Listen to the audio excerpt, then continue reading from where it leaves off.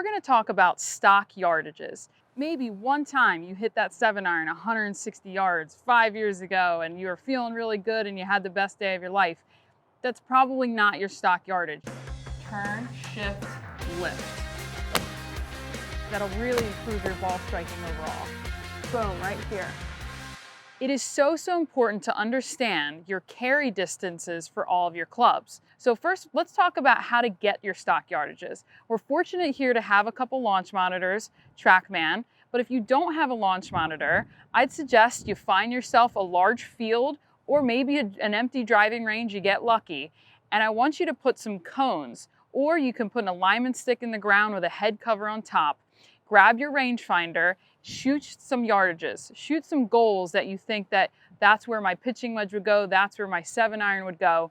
Or if you find yourself on the golf course, it's an evening tee time, and you have a few holes around you, you could go to that 150 marker, or you can go to that 175 marker and drop 3 balls.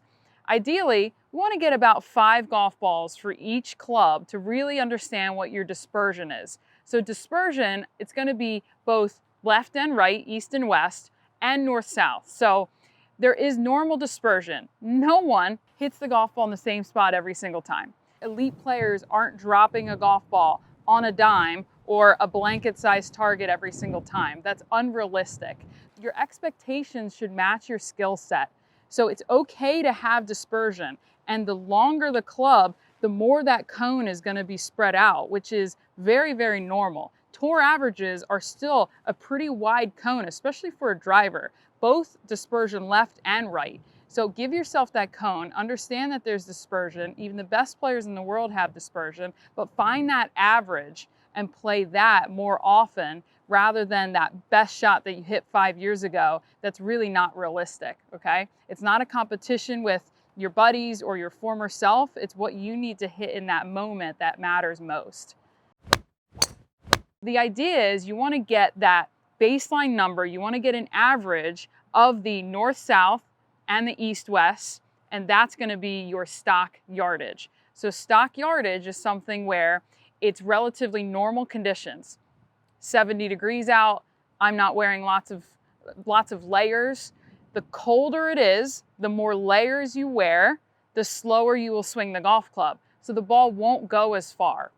So say this pitching wedge. I'm going to hit 5 golf balls. I've already hit a couple of them. My stock carry is 125 yards. If 2 months from now, it's getting colder in Philadelphia, I'm now playing golf, I'm wearing more layers of clothing, the golf ball doesn't compress as much in cooler temperatures, all of a sudden my stock yardage is going to decline. So it might be 120, might be 115. You have to play that. You can't try to muscle it when it's 50 degrees out and you have lots of layers on. And it's okay to play your new stock yardage. So you have your normal baseline, then you adjust for weather and conditions and how much clothing you're wearing. Also, how you're feeling that day. If you're a little sluggish, if you don't have a lot of energy, you're not going to hit the golf ball as far. And again, that's okay.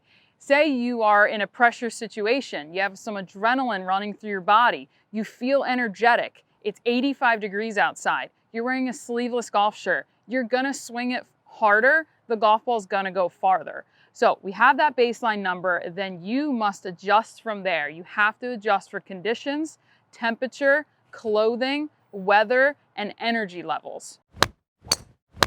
So ideally you want to do this assessment with a premium golf ball that you normally use out on the golf course. Range balls have been hit thousands of times.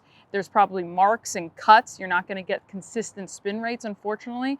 The consistency of the golf ball is so important for spin rate, for compression. I use a Pro V1X. If I do this with a Pro V1, you'll get much different launch conditions. So you want consistency with your assessment. And you always want to try to practice with the golf ball that you play with, especially in a short game sense. So grab some balls from your bag, bring it over to the short game area, and then when you're doing your stock yardages, you really want to use it with the golf ball that you're actually using on the golf course. Okay, so I've already hit a couple pitching wedges here. They both went about 125 yards in the air. I'm going to hit a couple more.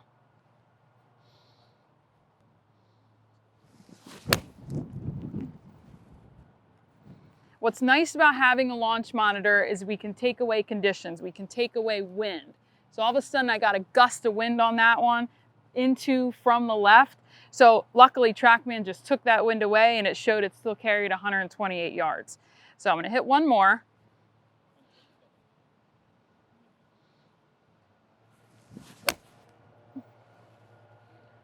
Okay. So I've hit 5 golf balls. I can see my dispersion pattern on the screen. I'm gonna move clubs, and we're also gonna see a change in club head speed and ball speed as we go through our golf bag.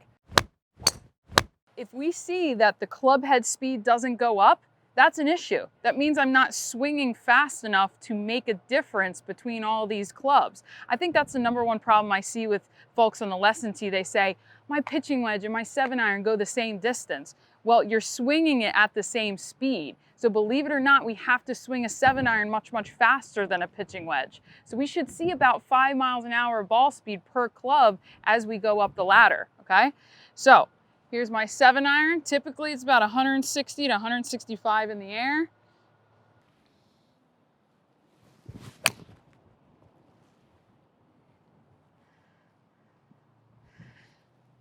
So I'm also checking my club head speed. The shot before was 78.8 miles per hour. That one was 78.4 miles per hour. So you're gonna see there's some consistency in my club head speed. And then with the quality of the strike, then that gives you consistent ball speed. But if you are changing length of swing and tempo, your stock yardages will be all over the place. You should see that club head speed remain pretty consistent when you're hitting one golf club for your few shots.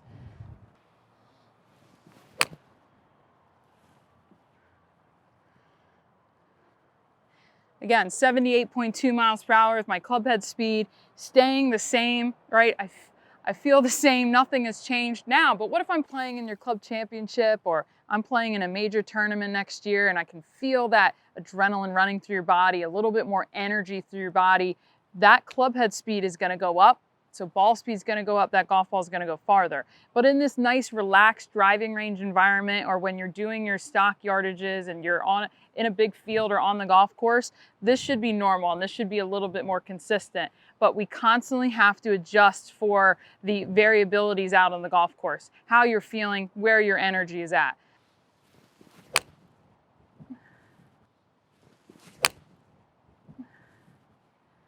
All right, so I've gathered my data with the 5 golf balls with my pitching wedge and 7-iron. We're gonna move to driver now.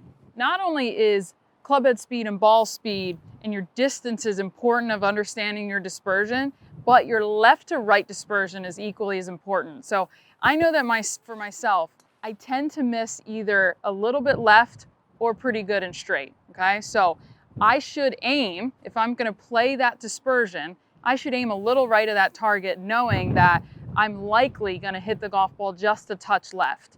And that's okay. So your target selection is based on your dispersion. And what's nice about having a radar is you can see where those dots are on this nice graph of a driving range here.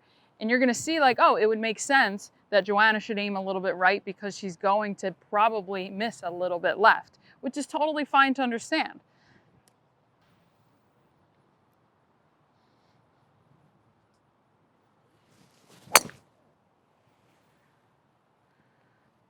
Okay.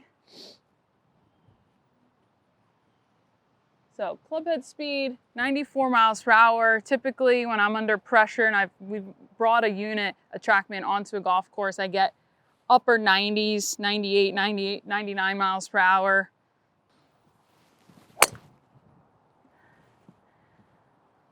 That was a good one. So I'm getting a little faster, 95 miles per hour. All right.